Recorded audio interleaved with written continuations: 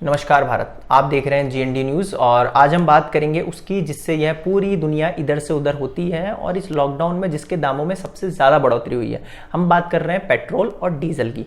हमारी सरकार का रोल जो है इस लॉकडाउन में कुछ ऐसा है मानो एक हाथ से कुछ देना नहीं है लेकिन दूसरे हाथ से सब कुछ ले ज़रूर लेना है।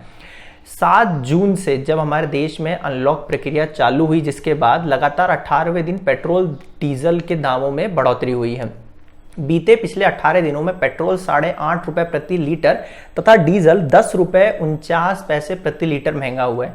इसमें भी सरकार की एक अच्छी नीति है कि पेट्रोल और डीजल के दाम इतने बढ़ा दो कि जनता घर से बाहर न निकले।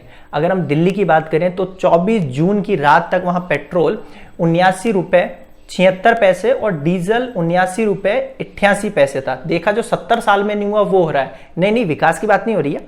डीजल पेट्रोल से ज्यादा महंगा हुआ, ये 70 साल में नहीं हुआ, वो अब हो गया। 24 जून को देश के कुछ प्रमुख शहरों में ये भाव थे। मुंबई में पेट्रोल 86 रुपए 54 पैसे और डीजल 77 रुपए 76 पैसे। चेन्नई में पेट्रोल 83 रुपए 11 पैसे और डीजल 77 रुपए 76 पैसे। कोलकाता में पेट्रोल 81 रुपए 45 पैसे और डीजल 74 रुपए 63 पैसे। जयपुर में पेट्रोल 86 रुपए 87 पैसे और डीजल 80 रुपए 70 पैसे प्रति लीटर था।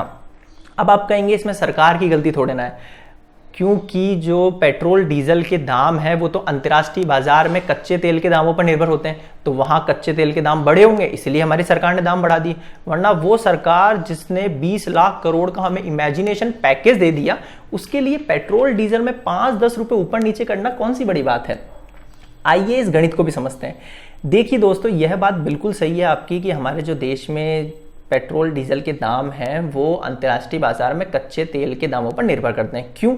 क्योंकि हम अपनी ज़रूरत का लगभग 82% जो क्रूड ऑयल है, यानी कि जो तेल है, कच्चा तेल, वो हम आयात करते हैं। लेकिन इस कोरोना महामारी के वक्त लॉकडाउन में जो दाम बढ़े हैं उसके पीछे का गणित कुछ और है। देखिए दोस्तों, पहले पेट्रोल डीजल के जो दाम तय होते थे उसमें सरकार की भूमिका ज्यादा होती थी, लेकिन फिर जून 2010 में पेट्रोल और अक्टूबर 2014 में डीजल के दामों को तय करने में सरकार ने कंपनियों की भूमिका को ज्यादा महत्व दिया। तो उसके बाद जो कंपनियां थी, तेल कंपनियां थी, वही इसकी भूमिका तय करती थी, ताकि जो बाजार के भाव हैं उनके हिसाब से दाम को घटा और बढ़ा दिया जाए। मतलब कि अगर कच्चे तेल के दाम जो अंतर्राष्ट्रीय बाजार में अगर कम हो तो भारत में भी पेट्रोल डीजल के दाम कम हो और इसका सीधा फायदा जनता को मिले। पहले जो ऐसे होता था कि महीने की 1 तारीख को और 16 तारीख को इन दोनों पर फैसला होता था कि पेट्रोल और डीजल के जो दाम है वो क्या होंगे। उसके बाद जून 2017 से रोजाना पेट्रोल डीजल के दामों की समीक्षा होने लगी और रोज पेट्रोल के दाम बढ़ने और घटने लगे अंतर्राष्ट्रीय बाजार में कच्चे तेल के भाव के हिसाब से। 1 मई 2017 में भारत के 5 शहरों जयपुर, जमशेदपुर, पुडुचेरी, चंडीगढ़, वाइजैक में इसकी शुरुआत हुई और फिर जून 2017 में यह प्रणाली पूरे देश में लागू हो गई। अब बात करते हैं लॉकडाउन की। 15 मार्च से जो दाम बढ़ने घटने का सिलसिला था वो रुक गया, क्योंकि देश संकट में था। वैसे देश अभी भी संकट में है। लगभग 82 दिनों तक पेट्रोल और डीजल के दामों में कोई वृद्धि नहीं हुई और ना ही वो दाम घटे। तेल कंपनियों ने इसके दाम पूरी तरीके से रोक दिए बढ़ाना घटाना। फिर 7 जून से रोजाना दामों की समीक्षा फिर से शुरू हुई और दामों का बढ़ना फिर से शुरू हुआ। लॉकडाउन में अंतर्राष्ट्रीय बाजार में कच्चे तेल की दाम की जो कीमत है वो सबसे निचले स्तर पर है। फिर भी जो पेट्रोल डीजल के दाम है बढ़े हैं, उसका 2 मुख्य कारण। पहला है एक्साइज ड्यूटी। यह वो टैक्स है जो भारत सरकार द्वारा देश के अंदर काम कर रही कंपनियों पर लगाया जाता है उनका अपना प्रोडक्ट बनाने पर। भारत सरकार ने अंतर्राष्ट्रीय बाजार में तेल कीमत कम होने पर तेल कंपनियों पर 3 रुपए प्रति लीटर के हिसाब से पेट्रोल और डीजल पर एक्साइज ड्यूटी बढ़ा दी। अब कच्चे तेल की कीमत अंतर्राष्ट्रीय बाजार में कम होने पर जो जनता को इसका फायदा होना था वो नहीं हुआ। क्यों? क्योंकि तेल कंपनियों ने वो पैसा टैक्स के रूप में, एक्साइज ड्यूटी के रूप में भारत सरकार को चुकाया। इसी प्रकार दूसरा है वैट, वैल्यू एडेड टैक्स। यह वो टैक्स है जो राज्य सरकारें कंपनियों पर लगाती है। अगर हम दिल्ली की बात करें तो दिल्ली की केजरीवाल सरकार ने डीजल पर वैट लगभग 80% तक बढ़ा दिया है। मई से पहले डीजल पर 16.75% का वैट था। जो कि अब 30% हो गया है। इसी प्रकार पेट्रोल पर मई से पहले वैट था 27%, जो कि अब हो गया है 30%।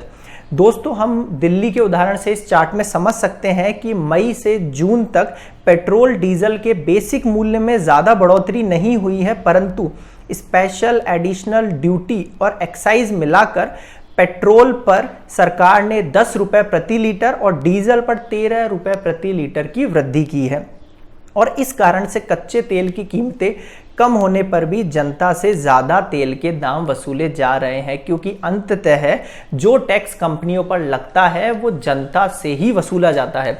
इसी के साथ भारत देश दुनिया में फ्यूल पर सबसे ज़्यादा टैक्स वसूलने वाला देश बन गया है। भारत में लगभग 69% टैक्स पेट्रोल डीजल से वसूला जाता है। ये भी 70 साल में नहीं हुआ। वैसे डीजल पर जो दाम बढ़े हैं उसका सबसे ज़्यादा असर किन किन पर पड़ेगा? डीजल पर, खेती पर होगा, क्योंकि खेती में काम आने वाली मशीनरी जो है जैसे कि ट्रैक्टर हैं, कटर हैं, ये सब चीज़ें डीजल से चलती हैं। तो डीजल पर जो दाम बढ़े हैं उसका सबसे ज़्यादा जो असर है वो किसानों पर होगा। दूसरे हैं आपके वस्तुओं का ट्रांसपोर्ट करने वाले, जैसे कि ट्रक्स हैं। जो ट्रक चलते हैं वो सभी डीजल पर चलते हैं और उन पर भी इसकी भारी मार झेलनी पड़ेगी उनको इसकी।